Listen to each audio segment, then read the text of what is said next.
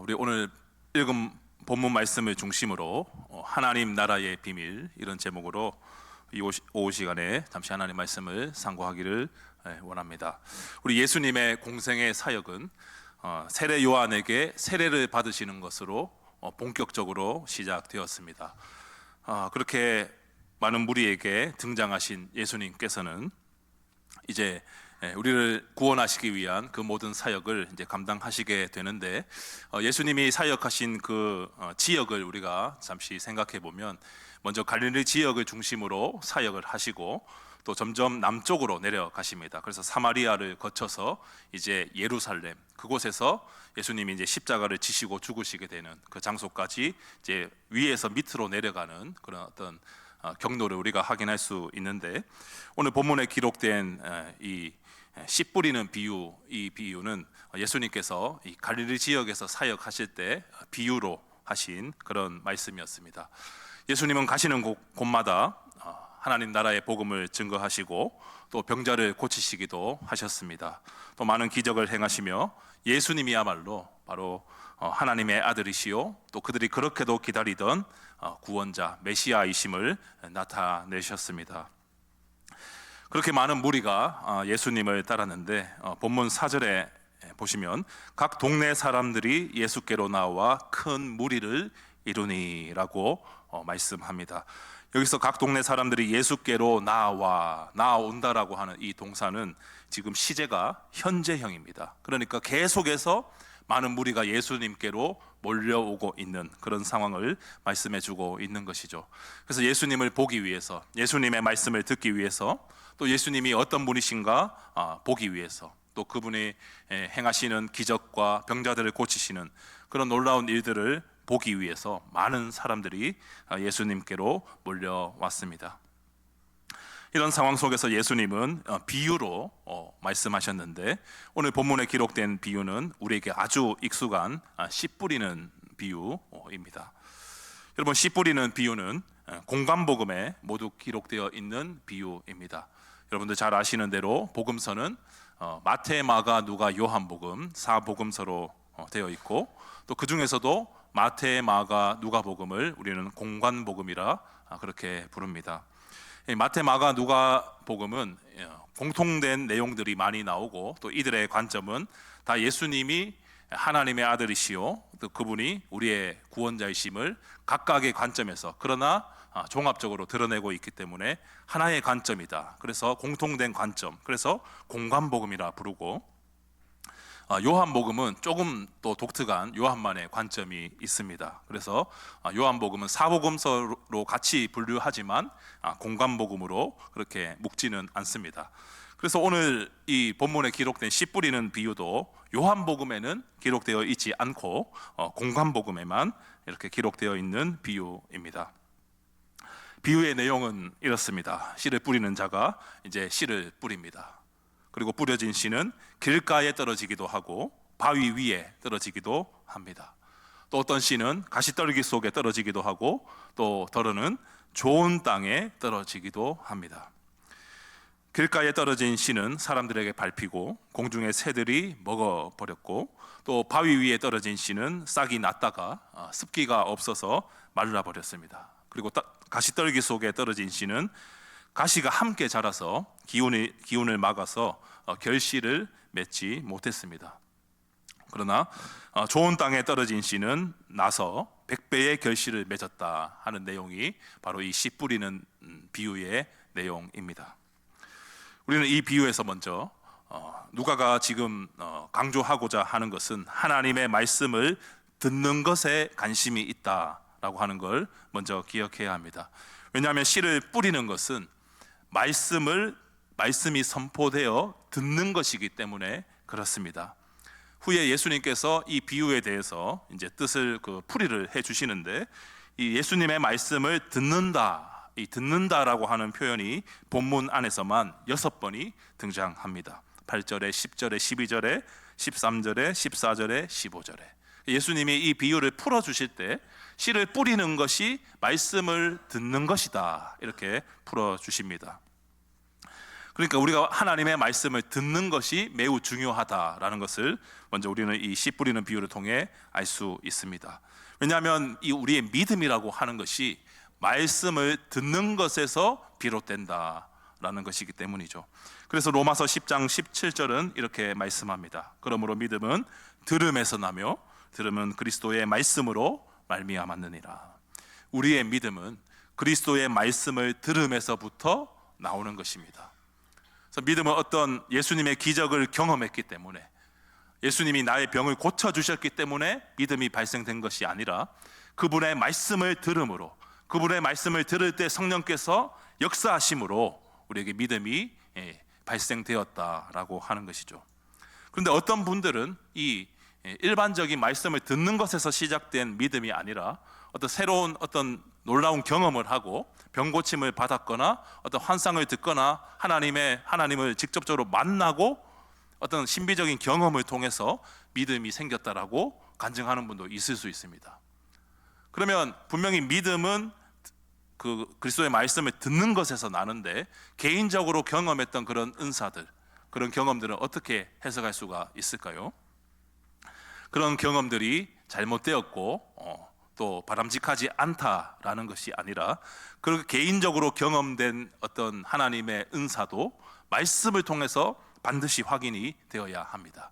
내가 먼저 예수를 믿게 된 것은 어떤 경험적인 부분에 의한 것이었지만, 그 내가 경험한 하나님의 능력이 성경에 기록된 하나님의 능력이고, 그 하나님의 말씀을 통해서 하나님이 나에게 은혜를 베풀어 주셨구나, 이것을 비로소 고백하게 될 때 그 경험도 믿음으로 승화되는 것이죠. 그래서 반드시 하나님의 말씀을 통해서 우리는 믿음을 얻게 된다라는 것, 하나님의 말씀을 듣는 것에 믿음이 출발한다라고 하는 것을 우리는 먼저 생각해야 합니다.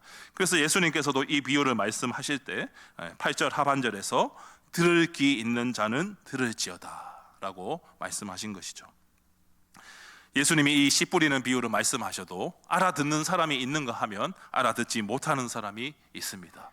이 말씀을 들어도 관심이 있는 사람이 있는가 하면 전혀 관심을 가지지 않는 사람도 있다는 것이죠. 그래서 이 비유의 말씀을 예수님께서 풀어 주실 때, 그 말씀을 믿음으로 받고 결실을 맺을 때 우리의 믿음도 한층 더 성장하게 되는 겁니다. 이 단순한 씨 뿌리는 비유의 내용을 듣고 무리들은 그 이야기를 이해할 수 없었습니다. 그것은 제자들도 마찬가지였습니다. 그래서 제자들은 예수님께 비유의 뜻을 물었고 예수님은 직접 이 비유를 풀어주셨습니다. 우리가 살아가고 있는 이 시대에 많은 이단들이 사람들을 미혹하는데, 이 이단들이 많이 써먹는 방법 중에 하나가 사람들을 미혹할 때 비유풀이를 해주겠다. 성경에는 이러한 비유들이 많이 나오는데 이 비유를 우리만 해석할 수 있기 때문에 우리에게 와서 성경을 배우고 비유풀이를 통해서 참 진리를 알아야 한다, 이렇게 말하는 사람들이 있다면 10중 8구 이단입니다. 그래서 교회 밖에서 어떤 성경을 가르쳐주는 모임, 성경 공부 혹은 비유풀이 이런 것들이 있다면 무조건 이단이니까 여러분들 따라가시면 안 됩니다. 그래서 예수님께서는 이 비유를 풀어서 설명해 주시는데, 예수님이 이렇게 명확하게 성경에서 풀이해 주신 비유 외에 요한계시록이라든지 다니엘서라든지 여러 가지 성경에 나오는 비유들은 상징적으로 해석해야지, 그 문자 그대로 해석해서 그것을 어떤 자신들의 교리와 끼워 맞추는 이단들, 이런 이단들을 우리는 주의해야 할 필요가 있는 것이죠. 그래서 이 요한계시록 강해를 우리가 금요일 저녁마다 금요 성령 집회 시간에 우리 담임 목사님의 강해를 듣고 있는데, 그런 강해를 듣는 것은 매우 중요합니다. 이제 40일 기도학교가 하는 동안에는 당분간 요한계시록 설교는 저희가 듣지 못하겠지만, 그 이후에도 요한계시록 말씀에 우리 관심을 가지고 이 비유를 바르게 풀어서 이해하는 것이 중요하다, 이런 것을 우리가 한번 생각하면 좋겠습니다. 이제 예수님께서 풀어주시는 이 씨 뿌리는 비유, 이 예수님께서 비유를 풀이해 주신 거기 때문에 이 비유는 아주 정확하고 목적하는 바가 뚜렷하게 있습니다. 이 비유가 말씀하는 바가 분명히 있다는 것인데, 그러면 예수님이 풀어주셨던 그 씨 뿌리는 비유의 의미, 그것이 무엇인가를 살펴본다면 이렇습니다. 우리 10절 말씀을 먼저 함께 읽겠습니다. 10절 말씀입니다. 이르시되 하나님 나라의 비밀을 아는 것이 너희에게는 허락되었으나 다른 사람에게는 비유로 하나니 이는 그들로 보아도 보지 못하고 들어도 깨닫지 못하게 하려 함이라. 아멘. 예수님께서는 하나님 나라의 비밀을 아는 것이 너희에게는, 여기서 너희는 제자들입니다. 제자들에게는 허락되었으나 다른 사람들, 제자들이 아닌 다른 무리에게는 비유로 말씀하신다라고 말씀하시면서 그들이 보아도 보지 못하고 들어도 깨닫지 못하기 때문이다, 이렇게 말씀하십니다. 즉, 이 예수님이 씨 뿌리는 비유로 말씀하실 때 제자들도 이해를 못했지만 그 뜻을 예수님께 물었을 때 예수님이 그 씨 뿌리는 비유를 해석해 주시고 그 해석에 따라 이 말씀이 뜻하는 바가 무엇인지 제자들은 깨달을 수 있게 된다는 것이죠. 그러나 제자들을 제외한 다른 무리들, 또한 예수님께 관심이 없고 예수님의 말씀을 듣지 않는 사람들은 그 비유가 아무리 선명하고 쉽고 재미있을지라도 그 뜻을 알 수 없다라고 하는 겁니다. 우리 예수님께서는 비유를 들어서 설명하시는 것을 즐겨 하셨는데, 비유라는 것은 이런 겁니다. 어떤 현상이나 사물을 직접 설명하는 것이 아니고, 이거는 마이크다 이렇게 직접 설명하는 것이 아니고, 마치 이 마이크는 동굴에서 말하는 소리처럼 이렇게 크게 울리는 그런 장치다, 도구다, 이렇게 비유를 들어서 설명하는 것은 다른 비슷한 현상이나 사물에 빗대어서 이 어떤 사물이나 현상을 설명하는 것이죠.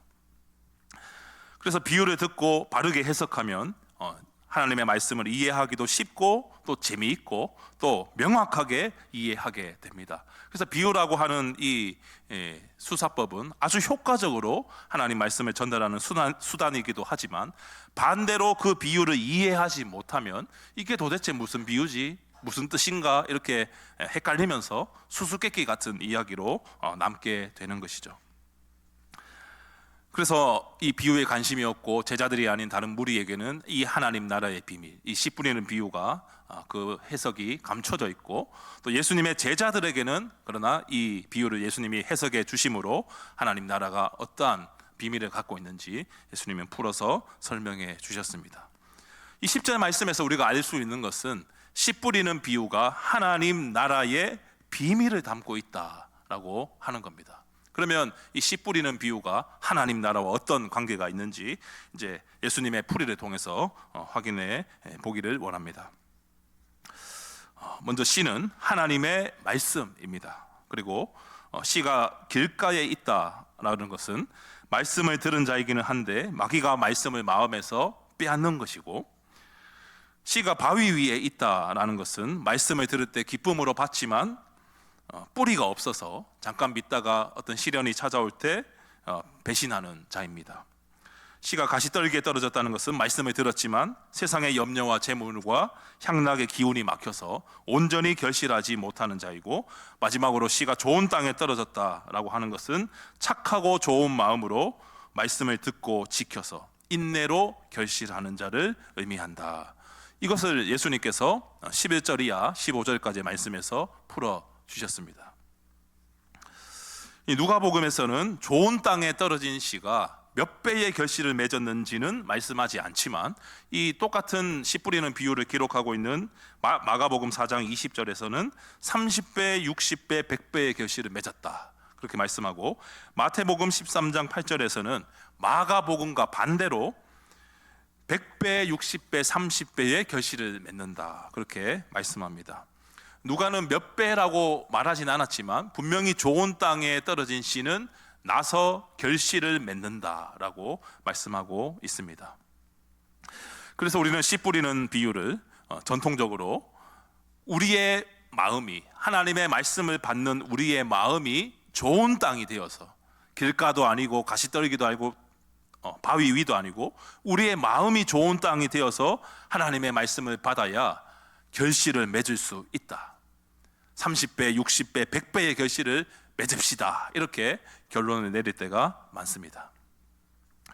그렇다면 성도님들, 이 해석이 맞는 해석입니까?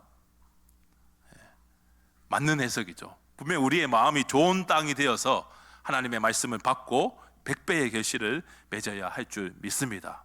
그런데 이 말씀을 여기에서 끝내버리면 우리가 말씀을 받고 결실을 맺는 것이 하나님 나라의 비밀과 어떤 관련이 있는지를 이해할 수가 없습니다. 이 씨 뿌리는 비유가 어떻게 하나님 나라와 연관이 되는지를 우리가 이해해야 이 씨 뿌리는 비유를 올바르게 완전히 이해하는 것이 된다는 것이죠. 그러면 하나님의 말씀을 잘 듣고 지켜서 결실을 맺는 것, 이것과 하나님 나라, 이것이 어떤 연관성이 있는지를 살펴봐야겠습니다.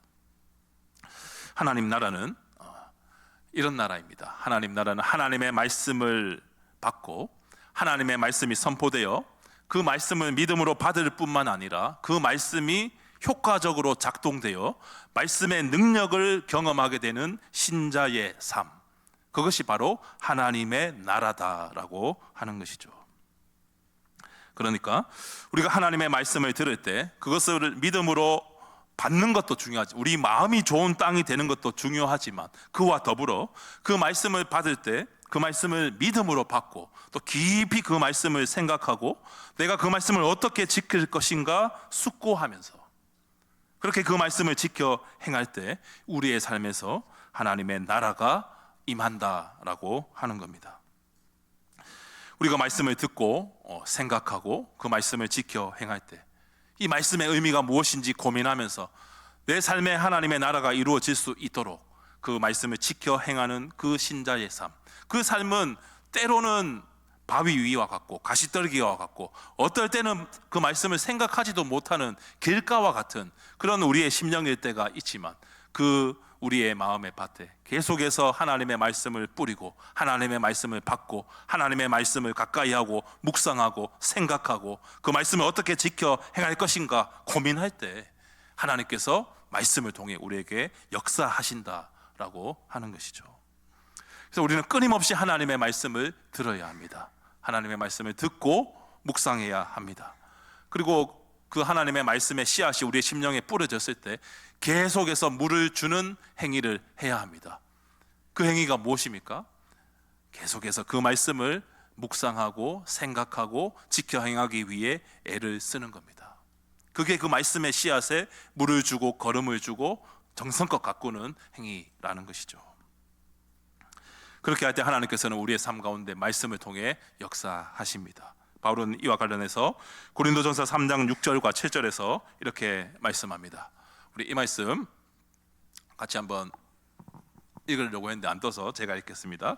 나는 심었고 물을 주었을 때 오직 하나님께서 자라나게 하셨나니 그런즉 심는 이나 물 주는 이는 아무것도 아니로되 오직 자라게 하시는 이는 하나님 뿐이니라. 아멘.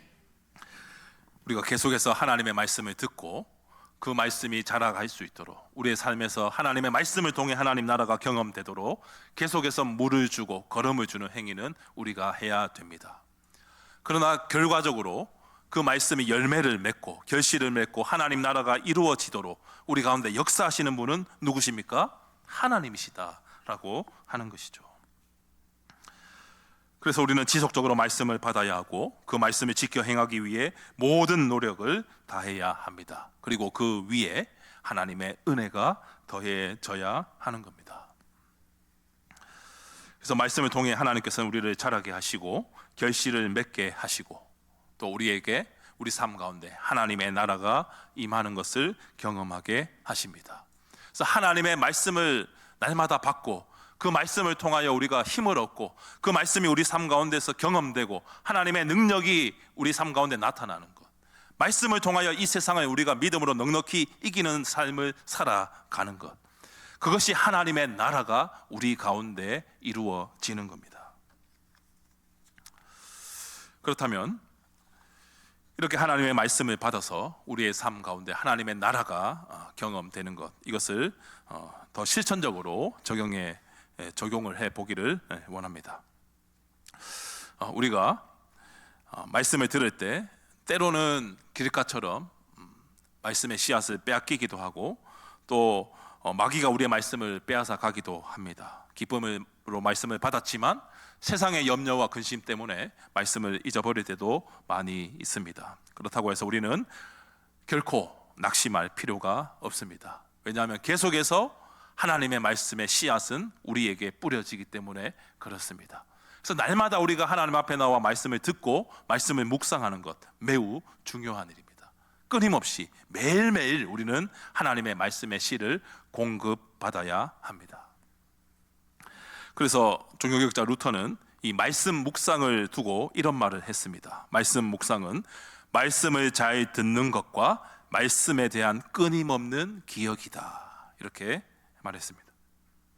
그래서 말씀을 묵상하는 것은, 우리의 심령에 말씀의 씨가 날마다 뿌려지는 것은 말씀을 잘 듣는 것이고, 또한 그 말씀을 끊임없이 기억해서 그 말씀을 지켜 행할 수 있도록 내가 할 수 있는 모든 수고를 다 하는 것.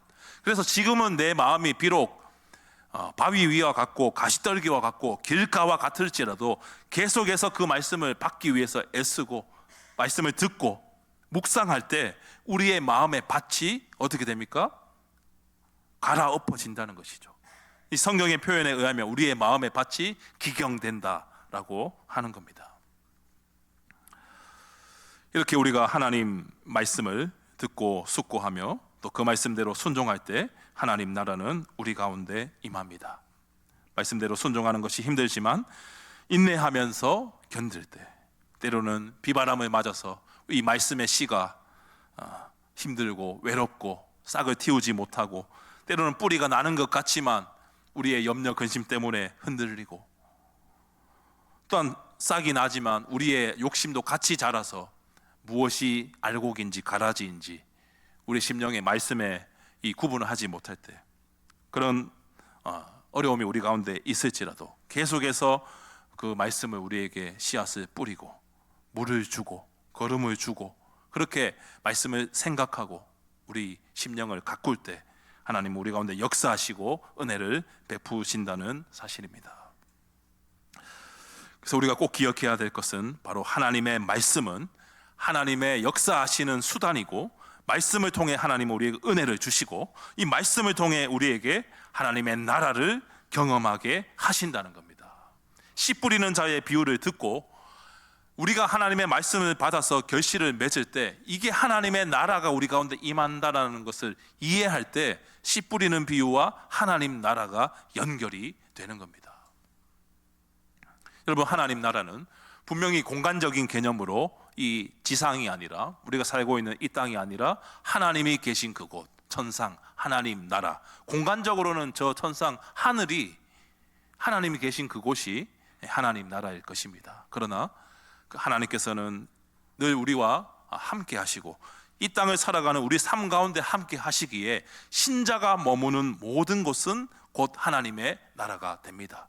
그리고 그 신자가 말씀을 지켜 행하고 말씀을 듣고 그 말씀을 붙들고 살아갈 때 그 결실이 30배이든 60배이든 100배이든 숫자가 중요하지 않다는 것이죠. 내 마음밭이 30배의 결실밖에 못 맺을 땅이라면 30배의 결실을 맺으면 그것은 곧 100배의 결실이 되는 겁니다. 100배의 결실을 맺을 수 있도록 날마다 우리의 심령에 말씀의 씨를 뿌리고 그 말씀이 자리를 잡고 뿌리를 내리고 자랄 수 있도록 말씀에 물을 주고 걸음을 주는 이 행위, 그것을 통해 우리는 이 땅에서도 하나님 나라를 경험하며 살아가게 된다는 것이죠. 그래서 우리가 주님이 가르쳐 주신 기도, 주기도문을 우리가 고백할 때 하나님의 뜻이 하늘에서 이루어진 것처럼 땅에서도 이루어지기를 원합니다. 이러한 기도가 이 씨 뿌리는 비유 속에 담겨져 있는 하나님 나라의 비밀이다라고 하는 겁니다. 한 가지 더 생각해 보면, 두 번째로 복음을 우리가 전하고 하나님의 말씀을 증거할 때 하나님 나라가 확장된다라고 하는 것입니다.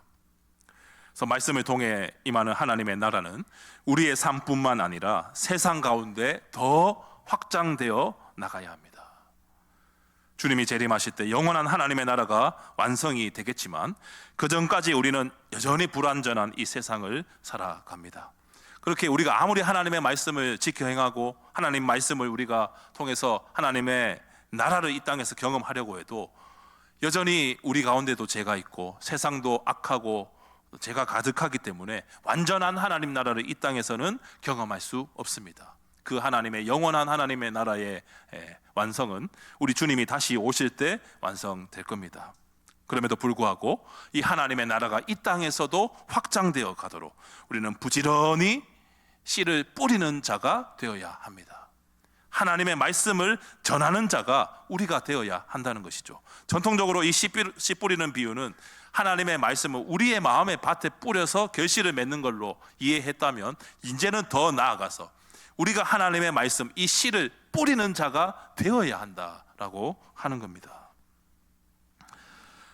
그래서 예수님의 제자들이 이 비유를 듣고 이들도 연약하고 예수님을 배신하기도 했고 그런 연약한 인생들이었지만, 나중에 예수님의 죽음과 부활, 승천을 경험한 이후로 주님의 사도들이 되어서 복음을 담대하게 전했듯이, 그래서 초대교회의 왕성한 복음 전파와 놀라운 교회의 부흥이 일어났듯이 우리도 세상 가운데 복음을 전함으로, 말씀을 전파함으로 많은 사람이 주님께로 돌아오는 이 결실을 맺어야 하는 겁니다.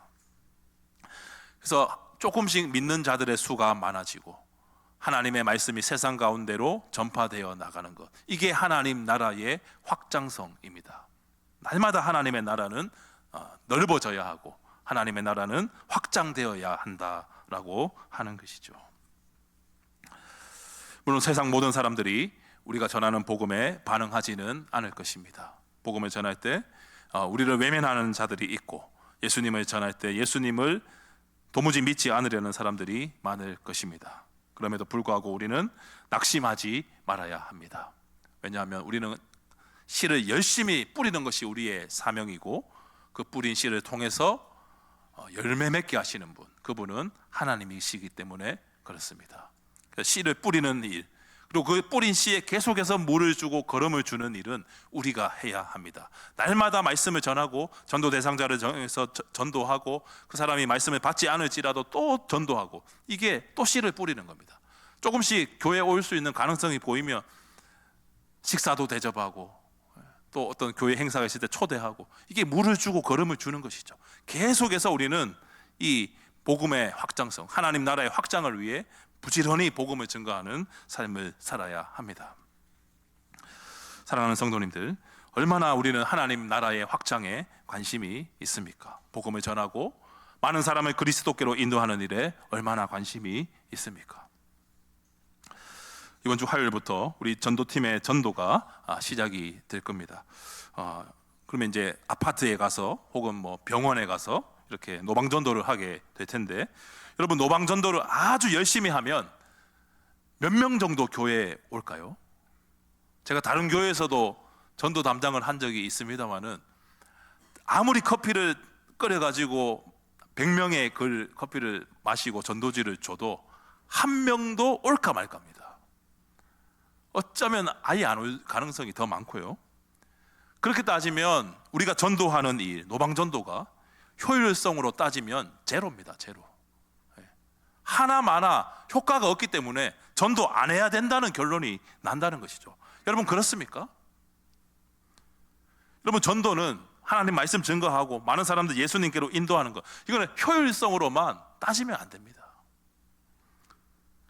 그 중에 단 한 명이라도 교회에 온다면 그거는 100%의 효율성을 지금 결과를 낸 겁니다. 그래서 단 한 영혼이라도 우리가 구원할 수 있다면 노방전도 자체가 너무나 귀한 사역이라고 하는 것이죠. 워낙 요즘에는 우리가 오전에도 말씀을 들었지만 개인주의, 또 자기만 생각하는 자기중심주의, 이런 것들이 고도로 발달한 사회이기 때문에 남의 간섭을 받는 거예요. 전도하는 것도 교회 오라고 강요를 받는 거고, 내 삶의 주일이라는 시간을 나한테 내어줘서 교회에 따라와라, 나한테 이게 사생활을 어떤 침범하고 나에게 무엇을 강요하는 걸로 느끼기 때문에 전도하기가 매우 더 어렵습니다. 특히 우리 MZ세대들, 젊은 세대들은 내가 하고 싶은 일을 하기에도 바쁘고 자기 개발을 하고 공부하고 스펙을 쌓아야 하는 이 주말에 교회 오라고 하면 거의 우리의 그 초대에 응하지 않을 겁니다. 여러분, 그렇다고 해서 이 일을 우리는 포기할 수 없습니다.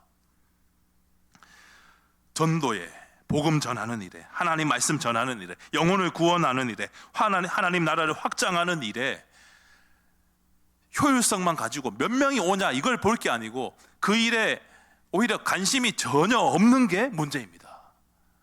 몇 명이 오냐는 중요한 것이 아니라 복음 전하는 그 자체를 하나님께서는 귀하게 보신다는 것이죠. 우리가 그 일을 하면 열매를 맺게 하시는 분은 하나님이시다라고 하는 겁니다. 저도 목사지만 저희 집안에 믿지 않는 그런 친척들이 여러분들 계십니다. 아무리 얘기해도 교회를 잘 안 가시려고 해요. 그렇다고 포기할 수 있습니까? 제가 전도 안 하면 누가 집안에서 하겠습니까? 네. 여러분들 가까운 가족들, 친지들, 이웃들, 지인들, 이들에게 복음 전하는 일 결코 소홀히 하지 마시기를 부탁을 드립니다.